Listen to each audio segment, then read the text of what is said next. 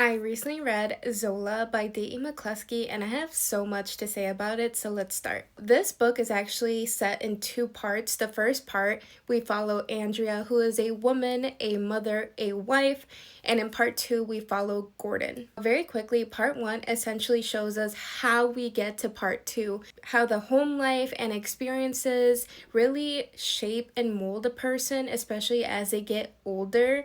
And the book is gross throughout, but I feel like a bulk of what people think is disgusting and vile and nasty we see in part two, whereas part one is really, it's still gross, but it's also very sad and heartbreaking, so we will start there. So as mentioned, part one, we follow Andrea. Her and her husband Anthony start off in a very happy marriage, but as time goes on, he really shows his true colors, and she suffers at the hands of her husband in various ways. He suffers through physical violence, sexual abuse, and emotional neglect. And it gets to a point where in her life she becomes extremely codependent on him, and it's very, very heartbreaking. And a way for her to cope is to overindulge in gin and cheese.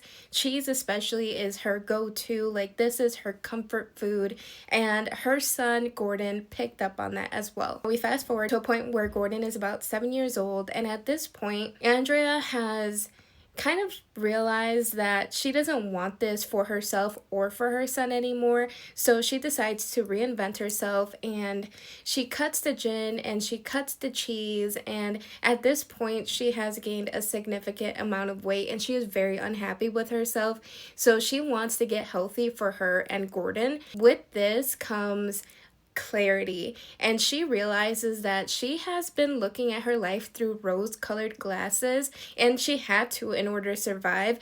Those have come off, and she sees that her son Gordon has also suffered at the hands of his dad. Now, at first, Andrea just thought that his dad finally took interest in her son, and they were bonding, but little did she know that things were really bad for Gordon. Andrea decides that this is not going to be the life that her and Gordon live anymore, so she makes a change, and that is when we go to part two. Part two, we flash forward again to the point where Gordon is an adult, and you really see that Andrea tried really hard to take care of herself and Gordon, but she did not have the means or the resources to do so, and it really affected them and especially their living conditions, because those are not living conditions.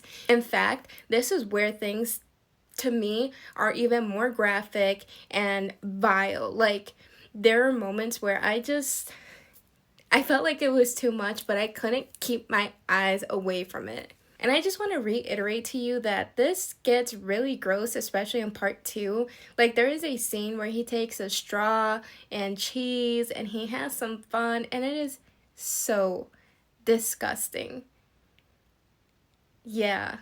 Now, if you're looking for a book that is going to make you gag, is going to give you some heartache, and it is filled with graphic, disgusting scenes, and also has cannibalism and lots of cheese, then I highly recommend that you put this on your TBR. If you've read it, I would love to know your thoughts. And as always, happy reading.